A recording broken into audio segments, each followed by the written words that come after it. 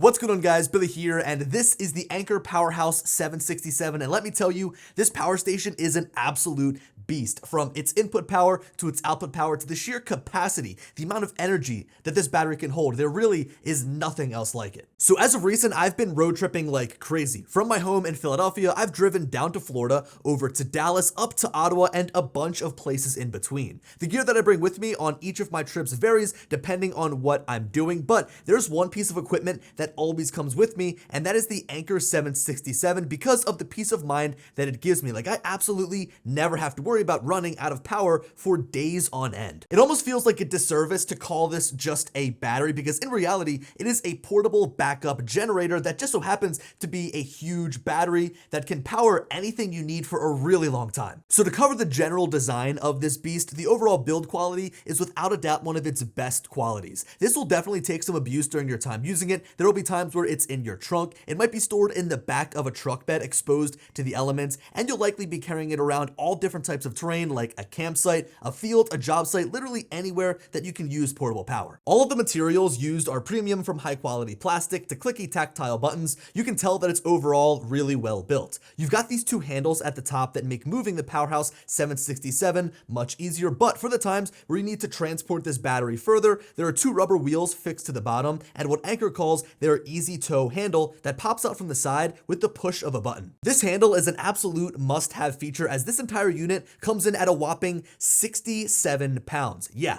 this is a big battery, but as we'll see shortly, it's capable of delivering some serious power. Now, that handle being positioned at the top makes it really easy to pick up and go, and is long enough that it won't accidentally trip you up when you walk. The rubber wheels also provide a nice ride on the ground, so you won't have to worry about the power station being damaged if you're trying to wheel it over, say, rocks, grass, or any other difficult terrain. When you set the power station down, you can rest it long ways like you'd expect, but with the little rubber feet on the handle here, you can actually set it on its side as well, which could potentially be helpful for fitting it into a tight spot or propping it up while transporting it somewhere. Every time I review one of Anker's batteries, I'm always impressed by its build quality, so it's no surprise that the 767 here, being their largest and most expensive battery, follows in suit, being very well constructed. Now, taking a bit of a closer look around the outside, we have a built-in light bar at the top with three different modes: low, medium, and high, and is able to supply light for over 10 full days on a full charge on the brightest setting. This little light actually puts out a good amount of light and is a nice warm temperature, so it's easy on the eyes. Moving down, we have our display at the top that shows information like the battery percentage remaining, the amount of power being put into the battery, as well as the output power of the devices connected, and the amount of time the battery has remaining with its current capacity displayed in hours or days depending on what you're using. This is nice to quickly glance at and understand exactly how much longer you have to use the battery based on your current usage. You can also see the input power in watts amongst other status indicators here on the screen. Now, just to the side here is our first set of buttons, one to illuminate the display, one to enable Bluetooth, and one to turn on the power saving mode that will automatically disable certain ports if they aren't in use for an extended period of time, like those AC outlets. Now, moving down to the part that most people are probably interested in, the port selection. Going from left to right, we have 4 AC outlets capable of outputting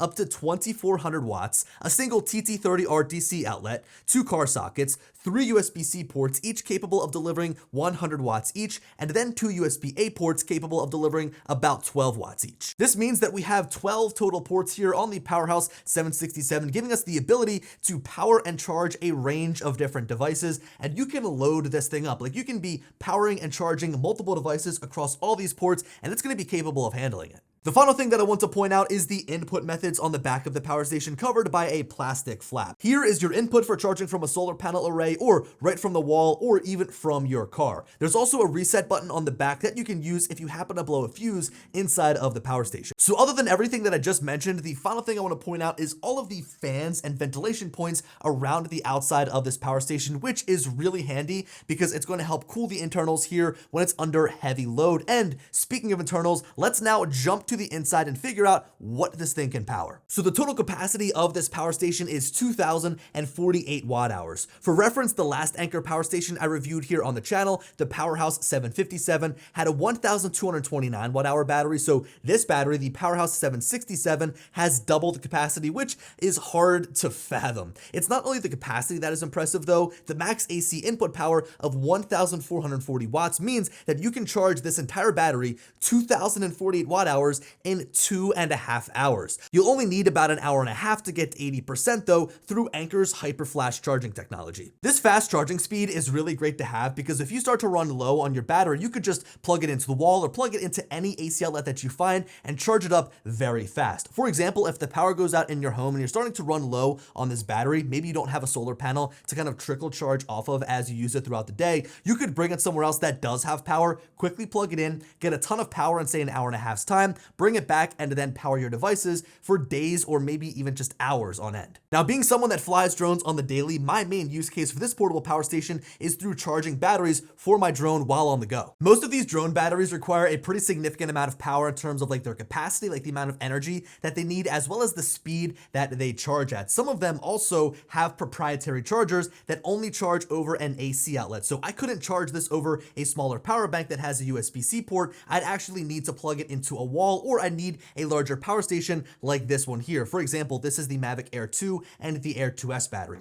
Now, luckily, newer drones like the Mini 3 Pro and the Mavic 3, the Classic and the Cine and the Standard all charge over USB-C. So I can just plug a USB-C cable into the actual drone itself. But the issue with using a smaller power bank is that you're probably going to kill that entire battery by just charging the battery of your drone. I mean, the capacity of these batteries is fairly large. So therefore, I'd much rather charge my drones off of a larger power station like the 767 because I can get more mileage out of a larger battery. One of those examples that I just gave was the Mavic 3, and this is my go-to drone. I fly this every single day and go through batteries like crazy between flying construction jobs, real estate jobs, and of course, just for fun, capturing content here for my YouTube channel and other social media platforms. I typically will run 2 hubs at once to charge my batteries so that I can always make sure that I have fully charged batteries. I never want to get caught where I'm waiting for them to charge because I can usually kill 1 full drone battery in the time it takes to fully charge 2. So this helps me stay fully juiced while I'm on the go. Anyway, running 2 of these hubs at once from the AC outlet requires 136 watts of power and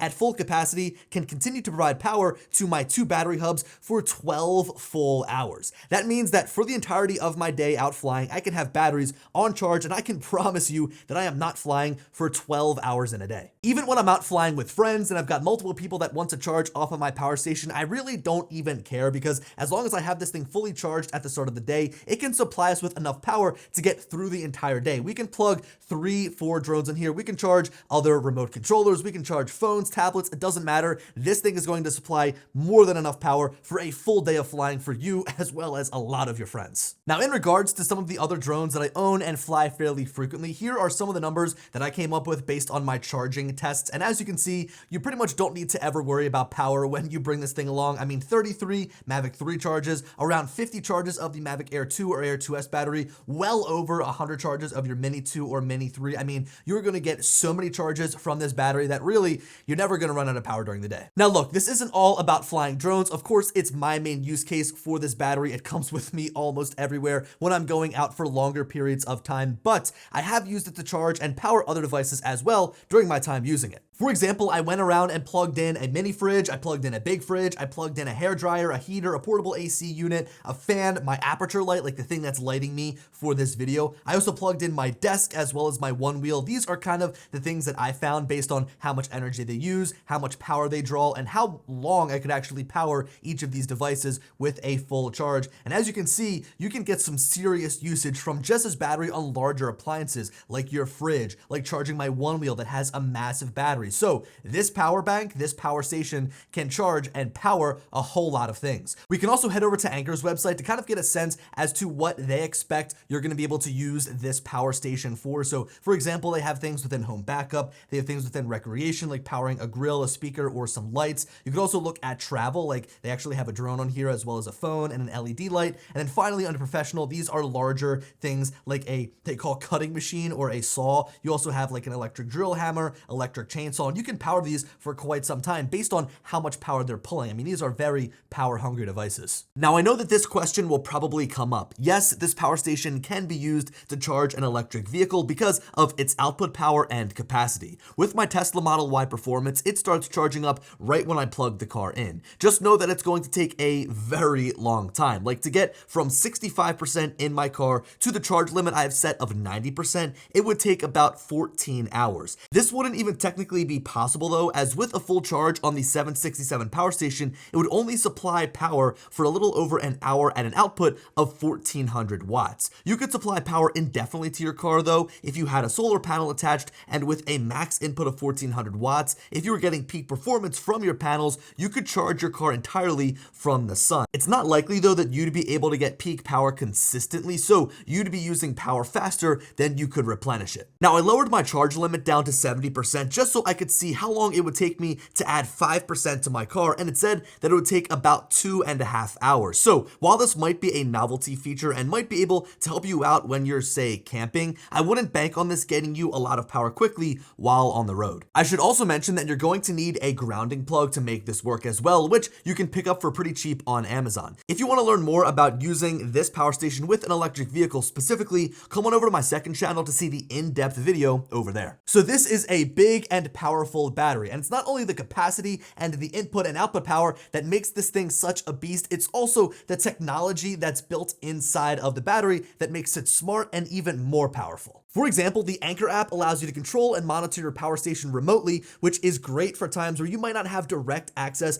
to the power station itself. This lets you turn ports on and off that you might not be using and allows you to monitor the amount of power each port is using. Whether you're camping or whether you're using this as a battery backup in your home, this has been my favorite way to interact with the 767 power station because of how intuitive the UI is. The app really is great. The batteries in this power station are incredibly durable. I guess that's the word you could use. Basically, Anker calls this Infinity Power, and it's their pledge that the batteries can last for a lifespan of up to 10 years, and they actually come with a 5-year warranty. Just to note a couple of more points on their website, the battery pack can withstand up to 3,000 charge cycles. They use a high-quality set of electronics and have a high-end cooling system built inside. The durability of the casing protects the batteries from any hard drops, and the power station monitors the battery pack temperature up to 100 times per second, so you don't have to worry about the power station overheating during charging or usage. Safety and reliability when it comes to a battery pack of this size is of utmost importance. I mean, I know I probably shouldn't have to say it, but you don't want your battery pack to go bad after 1 year. You want to get years and years of constant use out of your battery pack, and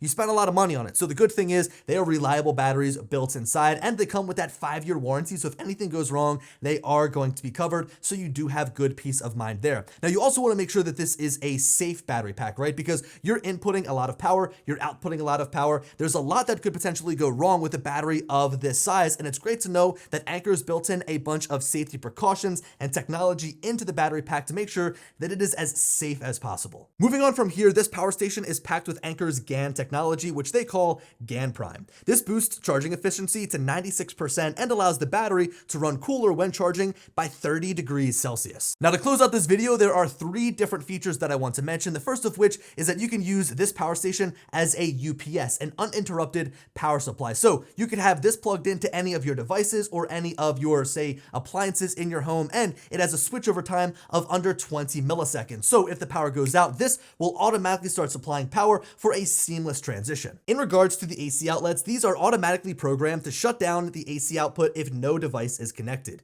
AC power will always have a slight power drain, so if you accidentally left these on, you might come back to a completely dead battery, which would be no good. On the topic of power saving, there's also a power saving mode that will automatically shut down any port when a device has finished charging. This further saves excess power drain from any devices that you leave plugged in. So the Anker 767 power station has it all. It's got a massive capacity battery inside. It's got an insane input and output power. There's a ton of ports on the front here to help you supply power to any device that you need. It's safe, it's reliable, and this here is Anker's top of the line offering when it comes to their power stations. But if this is too much for you, don't worry. They do offer some other options that are smaller and more portable depending on your needs. Anyway, thank you guys so much for watching. Let me know your thoughts on the 767 power station down in the comment section below. And as always, I'll talk to you later. Peace.